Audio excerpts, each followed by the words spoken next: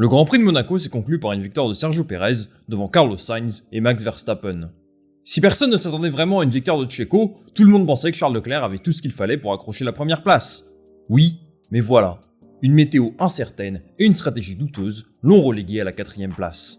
Cette course, Carlos Sainz aurait pu la gagner s'il n'avait pas été bloqué par Latifi lors de son tour de sortie des stands, mais peu importe. Monaco a mis en lumière les limites stratégiques de la Scuderia.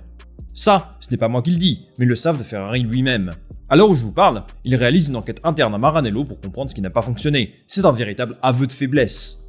Depuis quelques années, Ferrari souffre de l'image d'une écurie aux stratégies douteuses. Vous avez sans doute vu passer ces mèmes de Binotto et son équipe déguisés en clown. Ça remonte à la fin des années 2010, où plusieurs décisions tactiques ont parfois pu coûter la victoire à leurs pilotes. Cette image négative s'est un petit peu dissipée ces dernières années, cela étant dû au niveau de Ferrari qui ne jouait plus aux avant-postes. La Scuderia est de retour sur le devant de la scène et la question se pose. Les ingénieurs sont-ils au niveau pour jouer la victoire finale au championnat ? Si l'on regarde le combat pour le titre l'année dernière, la lutte stratégique entre Red Bull et Mercedes a eu un énorme impact sur le résultat des Grands Prix. Est-ce que Ferrari peut se hisser au même niveau ? Aujourd'hui, on va essayer d'être le plus factuel possible et tenter de comprendre si l'apparente faiblesse stratégique de Ferrari est une réalité ou non. On va commencer par décrypter pourquoi le Grand Prix de Monaco est le symbole de toutes les difficultés stratégiques de Ferrari. C'est parti.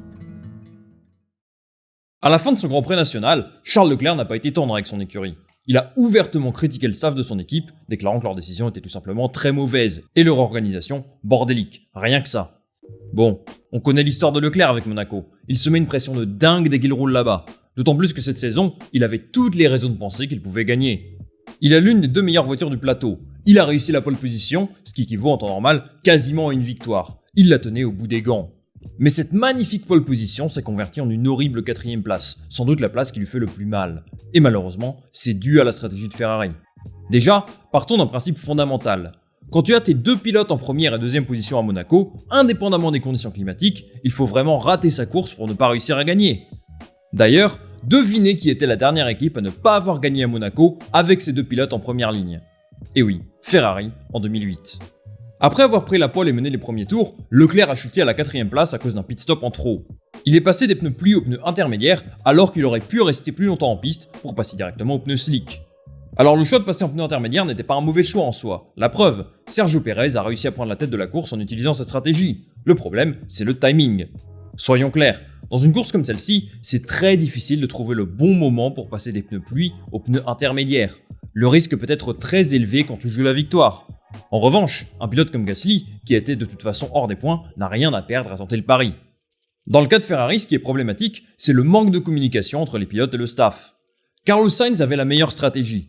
Il a choisi de prolonger son relais en pneu pluie pour passer en pneu sec, considérant qu'il n'était pas nécessaire de s'arrêter pour chausser les intermédiaires, compte tenu de la vitesse à laquelle la piste séchait. Leclerc n'a pas su voir la même chose, mais quand même, si Carlos Sainz se dit qu'il faut directement passer au pneu sec, le minimum à faire aurait été de demander à Leclerc s'il partage cet avis. S'il avait suivi la même stratégie que lui, il aurait gagné. En fait, j'ai eu la sensation que Ferrari a basé sa stratégie sur une chose, terminer devant Max Verstappen plutôt que sur la victoire pour Charles Leclerc. Ils ont réagi trop tard au pit stop de Pérez, qui a réalisé un undercut ultra puissant sur ses pneus intermédiaires. C'était lui le danger numéro 1, et Ferrari n'a pas su le voir. Quand ton pilote est leader du championnat, tu peux calquer ta stratégie sur son adversaire principal, Verstappen en l'occurrence. Mais là, Leclerc est 2e du championnat, et même aujourd'hui plus proche de Pérez au classement que Verstappen. La stratégie était juste beaucoup trop conservatrice. Évidemment, on va aussi évoquer le 2e pit stop de Charles Leclerc. Il avait déjà perdu une place par rapport à Pérez, il était cette fois-ci absolument furieux de devoir s'arrêter après son coéquipier, et en plus de ça, de perdre une place supplémentaire par rapport à Verstappen. C'était tout simplement la fin de ses espoirs de podium. Vous l'aurez compris, on peut critiquer les conditions climatiques, le fait que Sainz se soit retrouvé bloqué derrière Latifi après son arrêt, et bien d'autres facteurs, mais il faut se rendre à l'évidence. La Scuderia Ferrari s'est sabordée sur une course qu'elle pouvait facilement gagner. Ce sentiment est partagé par Mattia Binotto, qui confirme que son équipe a commis un certain nombre d'erreurs de jugement. Sur le timing des pneus intermédiaires pour Leclerc bien sûr, ou tout simplement sur le choix de passer en intermédiaire plutôt que de choisir les pneus secs. Alors ce Grand Prix nous rappelle les mauvaises années 2017 et 2018 de Ferrari, où un certain nombre de problèmes stratégiques ont parfois ruiné les courses de leurs pilotes. Pour autant, la Scuderia n'a-t-elle pas progressé depuis ? Est-ce que Ferrari est juste mauvais en stratégie, ou est-ce que ce Grand Prix de Monaco était juste une exception ? La question qu'on peut se poser finalement, c'est est-ce que Ferrari peut simplement viser un titre avec son staff actuel ? C'est une question complexe, mais aujourd'hui je vais tenter de vous donner des éléments de réponse, et ça commence tout de suite. Pour commencer cette deuxième partie de la vidéo, je vais me faire l'avocat du diable. Ferrari n'a pas tout mal fait à Monaco. Il y a aussi eu un petit peu de malchance. À un Latifi près, Carlos Sainz aurait pu gagner ce Grand Prix. Mais il faut le dire, ce sont des erreurs de jugement qui ont conduit Ferrari à perdre cette course. Pour autant, est-ce qu'on peut dire que les stratégistes de Ferrari sont mauvais, pas au niveau d'une top équipe? Eh bien ça se discute.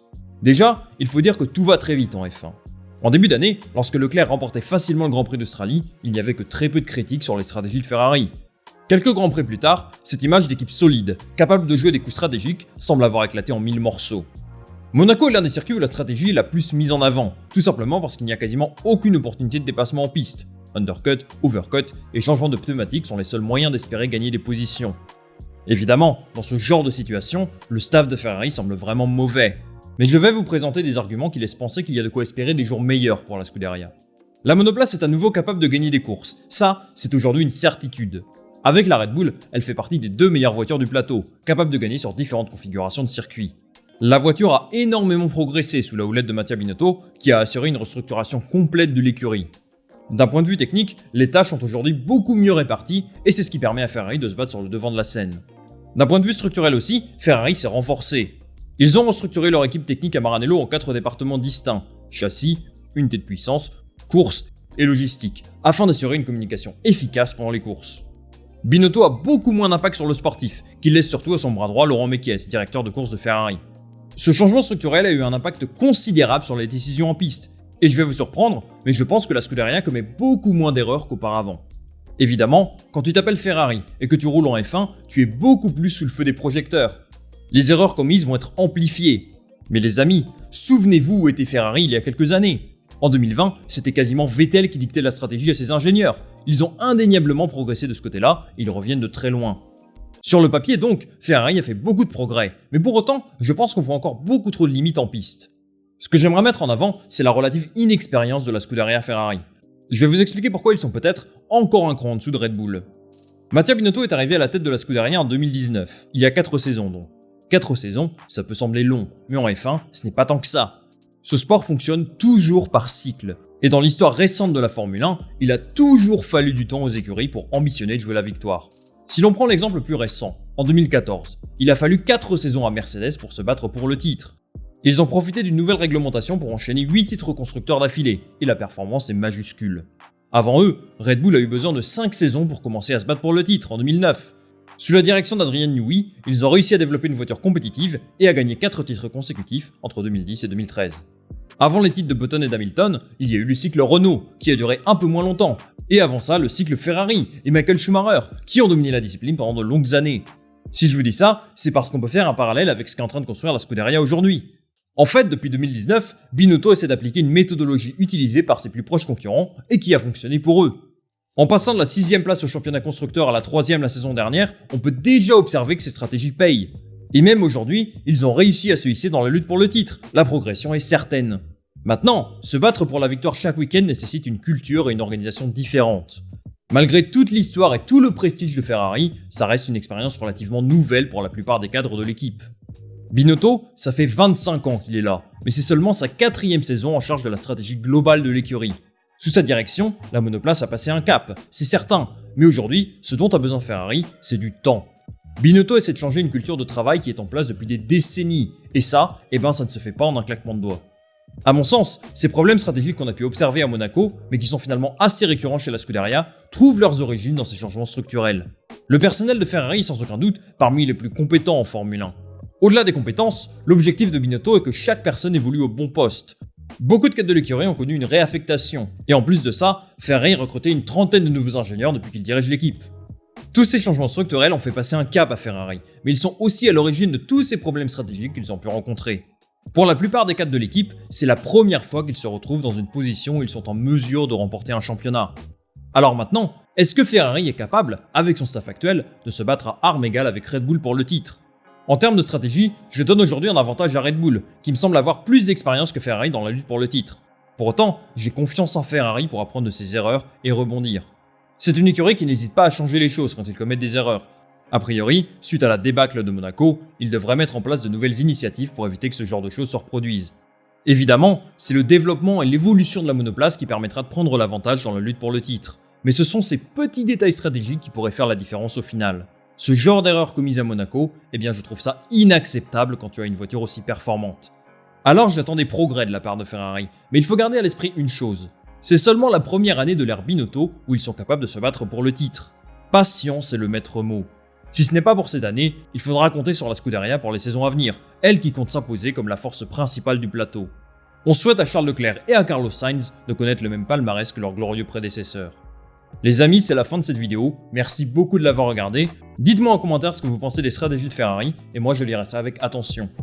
Comme d'habitude, pensez à l'abonnement, aux commentaires, au partage, au like, si vous souhaitez soutenir cette chaîne, ça m'aide beaucoup. On se retrouve en fin de semaine pour une nouvelle vidéo. Salut, à la prochaine.